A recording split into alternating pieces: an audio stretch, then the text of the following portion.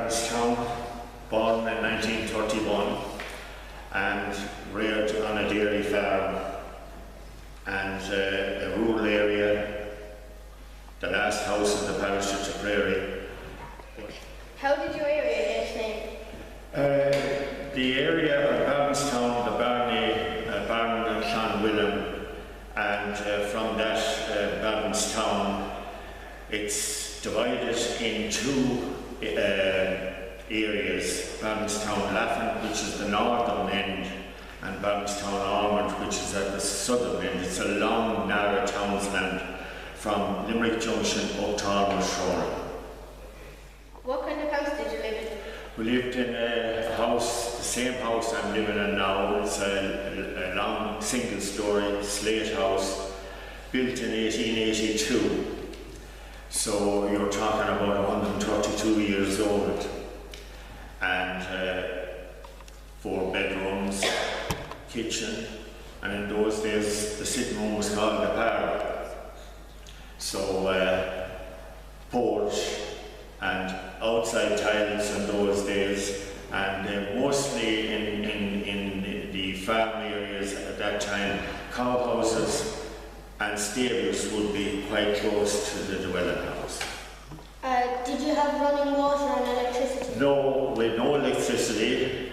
Our electric light came in 1949, and our regional water supply that we have today came in 1968, and before that you got your water from the local well. We had 2 wells, fortunately, one of them that was sunk in 1939, and you had a hand pump. You have seen those pumps where you activate the handle and it pumps up the water and out the spout. And the open wells then that we had were often down the fields or near the roadside, and these were well maintained. At the lowest depth would be about 15 feet, but they were lined with stone and steps down into them. And when you'd come home from the creamery in the morning, there'd be an empty churn set aside and a bucket where you go down to the well and fill the churn and bring it up and leave it outside the door. So that was your source of water in the 30s and 40s. You mentioned taking the milk to town. Tell us about the pony and trap.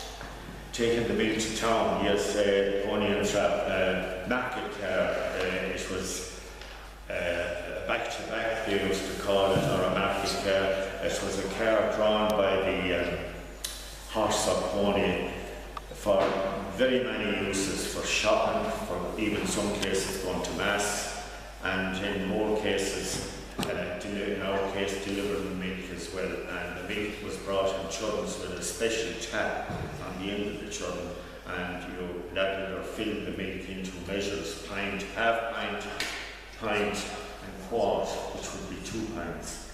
But that was the mode of transport for delivering milk. And there were many, many milk suppliers in the towns in those days, and they were all horse and car. And in some cases we had suppliers during busy times would use the donkey or the famous ass to deliver the milk when the horses would be working in the meadows and the gardens.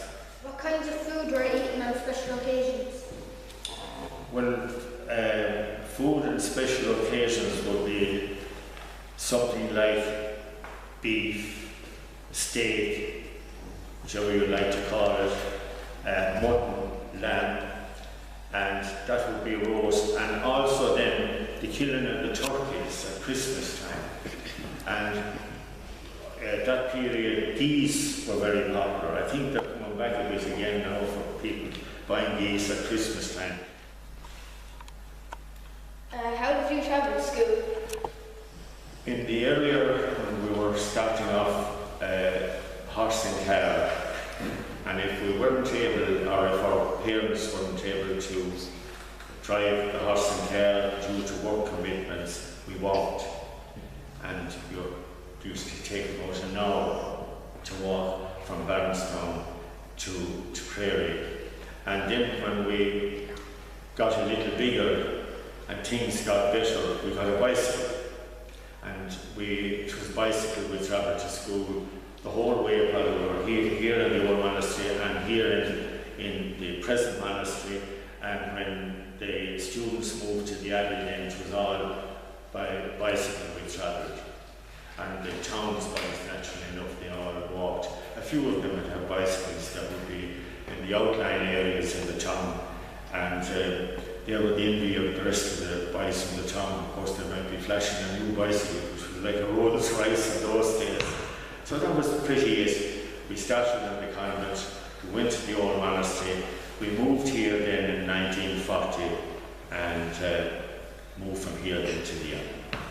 What was the school day like? The school day, you'd come in the morning, and my job in a couple of the classes, strangely enough, was on the long blackboard. We used to write the date up on the corner with chalk, like today is the 15th to the 5th, 13. But I can remember writing up on 6th class, the 4th to the 4th, 44, and that only happens every decade or 11 years or whatever it is. But we had little chores like that, and when we were here in 4th class, that press over there was a little shop. You had copies and rulers and pencils and anything you needed for your school, and there was a pupil in charge of that. He'd generally sit in the first seat inside the door, so if pupils came from the next class or the class below you looking for pencils, there was no such thing as biros in those days.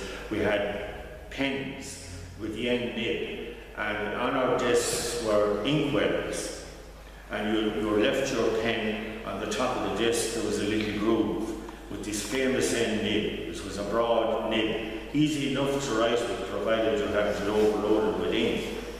But all them would be sold here in 4th class, or if not in 5th class, and one of the pupils inside the door there was a main shop further down where babies used to be, near the cloakroom, where they had a bigger amount of books and all the necessary copies and all that kind of thing. But my job was to write the date. At what age did you leave school? I left school at 16 in the Abbey, and my father wasn't well at the time, and there was a lot to be done. And then I went to night school and technical school, and I learned quite a bit there, and it stood to me afterwards. But looking back, I always say every day you're learning. Don't ever say when you leave school you're finished. You're not. You're learning every day. A lot left school in the countryside at that time because they had to help them farm with crops. And then during the war years, compulsory tillage was the main factor in the country. Now, when I say compulsory tillage, the government laid down a marker for farmers that they had to till so much of their land to be self-sufficient in crops. And the general run in this prairie area was about 27% of your land. And that had to be done, or if farmers weren't able to do it, they had to let their land in contract to farmers that would grow the crops. But mostly the pupils, when they had a couple of years done at the Abbey, and some maybe when they left the primary school, was to help on the farm at home. When did you get your first job? Well, my first job was, as I mentioned already, was a milk roundsman. We were supplying milk to the best part of 100 customers twice daily. And it was, going back to what I said a few seconds ago, great learning experience. You were dealing with households, one after another, twice daily, and then when things got better, once daily, when people got into refrigeration and that kind of thing.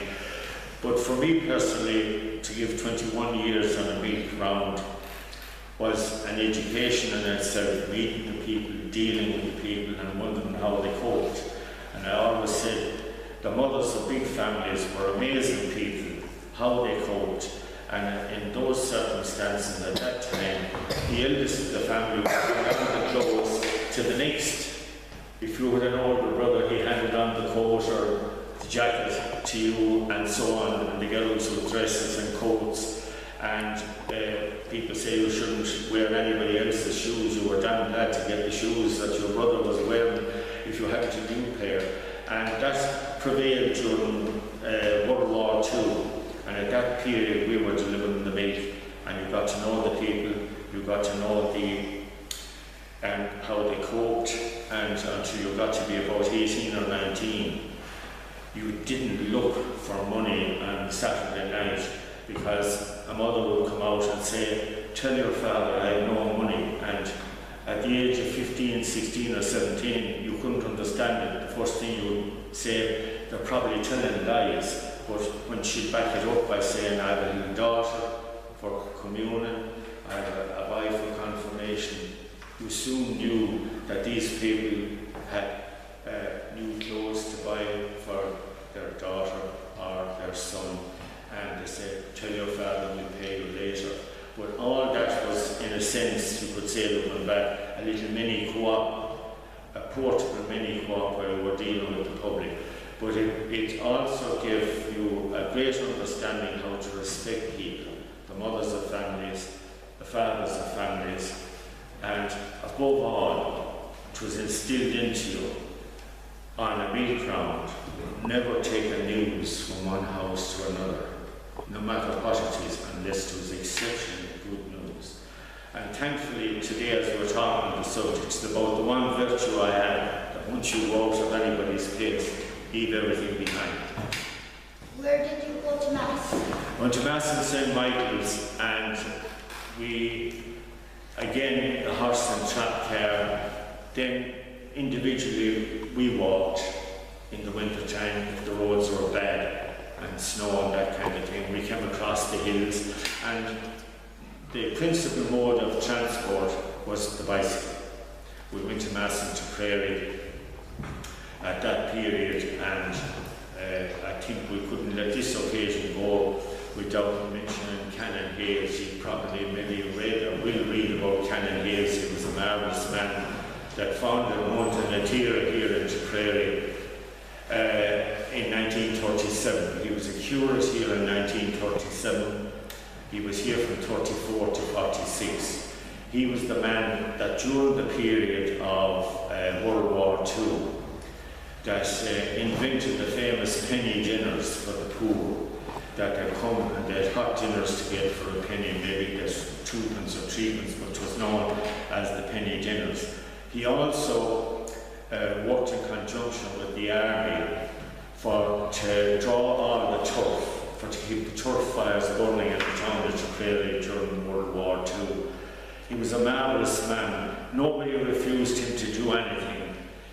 He had army lorries drawing turf, and all the turf was reaped below now in the sports, where the sports complex is, and along at the back of the St. Michael's Church, where the sports complex and tennis courts and the car park is. And the turf was measured out or weighed out to the people of the town to keep the fires burning. He started all that and maintained it during the war years. I had the privilege of serving Mass for Canon Hayes for 3 years. The country boys used to serve the harvest 9 Mass because it was the suitable Mass. The later Masses, there was 11:15 and 12 o'clock, that was served by the towns, the pupils in the town that were going to this school. But Canon Hayes was ahead of his time, a marvellous man. It was a pleasure for us young boys like yourselves now there was something special about Canon Hayes. It was a privilege to serve Mass for him. Where did people sit in the church? All the pews in the church in our time, you were to pay an admission to the centre aisle, and there was a man there, the sacristan, by the name of Ned Monaghan, and before him there was Sis Hanley. And there was an admission ticket with 2pence or 3pence, I forget which, maybe they moved it up to 3pence later on or after the war, that you were handed, you picked up a ticket as you went in the door when you put your money on the plate, and that allowed you to go into the centre aisle. Now the left-hand side of the St. Michael's Church was known as the men's side, and the right-hand side was known as the women. And all the women would come in all the different headgear, and then as things progressed, they had headscarves. And the priest at the time used to say there were a source of distraction with writing on the back of the headscarf, like the meeting of the waters or something like that. But the women all wore headgear. They were separated on the right hand side, the men were on the left. And on the windows sills, all the hats and caps for the men, especially winter time, would be all stacked up there while Mass was going on. And in those days, there was no amplification in the church. Amplification came to St. Michael's in 1950, and they electrified the organ, and that was during Archdeacon Cook's time. So when the amplification came to make it easy to hear, people had no bother hearing at the rear of the church. They were hearing the sermons and the prayers, and heard the Mass just as well as in the front. But in those days, the priest said Mass with his back to the congregation. And before Mass would start, there was the famous long prayers of faith, hope and charity. They had to be read. But families in country churches then had their own separate seats, and some of them with their names on it. But your admission to the centre of St. Michael's was this famous twopence or threepence. You handed up the ticket as you went in. Were you a member of the local club? Yes, I was a member of the Salahead GA club for the first 6 or 7 years during some of the period during when I was going to school here, and I captained the Salahead juvenile team that won the West title in 1945. Then I joined Argyll Rovers in 1952 and played with Argyll Rovers until I retired in around the early 1960s. We didn't win a terrible lot, but a lot of our time was taken up with the building, the acquiring the site of the present Sean Tracy Park and the development of it, and we had in effect only the goodwill of neighbours for a loan of fields for to train and that kind of thing, because the old Sean Tracy Park was sold over in Scallaheen where Anduha is now. And then the development of the present Sean Tracy Park took from 1957 until it was opened in 1962. So an awful lot of time went in the building and construction and development, which was all done with voluntary labour, with members of the club and members of people from the town and district even that weren't club members. So a lot of our playing activity was restricted as a result of that. But I had the honour of playing with Tipperary in 1949 and winning an All-Ireland minor medal, beating Kilkenny in Croke Park on September in 1949, and it coincided with the first publication of the Sunday Press, the 4th of September 1949. And the following year then, before I moved to the following year, it was a marvellous occasion because Tipperary won the Senior All-Ireland that day, beating Laois. And it's strange as it may seem, in all the period of time since 1949, Tipperary never accomplished winning the double on the one day since 1949. So there's a small bit of history there. The following year I played junior with Tipperary then, and we were beaten by a point by Cork in the Munster final. And in 52 and 53 I was so-called back in the county senior team right through the league, but was dropped after that. But came back again and played with Tip in 54 and 56 in a famous tournament called the Tournament Fish in Limerick, where counties Clare, Cork, Limerick and Tipperary took part. And it was a fairly important tournament at the time. It's long since gone. But looking back, it was a great honour to wear the blue and gold and to have some success. And then, as I say, the younger players coming on playing with Argyll Rovers, like, it's nice for them to know that a member of the club had achieved something like a few years previously. What was your favourite childhood memory? My favourite childhood memory would, I suppose, go back to home, the saving of the hay, the dining out as we call it today, having the tea and the sandwiches in the meadow, and observing wildlife, the bees and the frogs and the birds. And in those days, our skies were clear. There was no such thing as vapour trails or jet planes travelling. We were under the air corridor between London and New York. In the morning you look out when you come to school, you see the vapour trails and the jets going east and west of the clear blue sky. We're not seeing many clear blue skies, but in those days the only flying mode of transport were the flying boats from Fines to Southampton, and they, as we were under the air corridor, they always flew here just north of Slievenamore to avoid the Galtee Mountains on their route down to Southampton. They were huge slow-flying aircraft, and of course they were wonderment to us in the meadows. It was an opportunity to stand and do nothing, to watch the aircraft passing. And later then, of course, when World War II was over, planes started, numbers started to increase. But wildlife, the storytelling, the funny stories, and some of them sad stories of people being killed saving hay, or the horse running away, or thunder and lightning coming and somebody being killed at lightning, which did happen. But the nice side of it was the lovely evenings sitting in the meadow, having the tea or whatever was out, and listening to the stories, and seeing the older people smoking the pipes, and the cigarettes and the tobacco would be hidden in the cool in the hedge and that kind of thing. But there were lovely memories, and people that would visit, that would come and give a hand, and maybe would never have saved hay or done anything like that before. But it was a memory like to look back, and the simple things meant so much. Thank you very much, Joe, for the interview. And thanks very much to yourselves. I can foresee those two great boys being television and yet taken over from Brian Turvey and Brendan O'Connor and those of us. Thanks much, very much. It's a pleasure.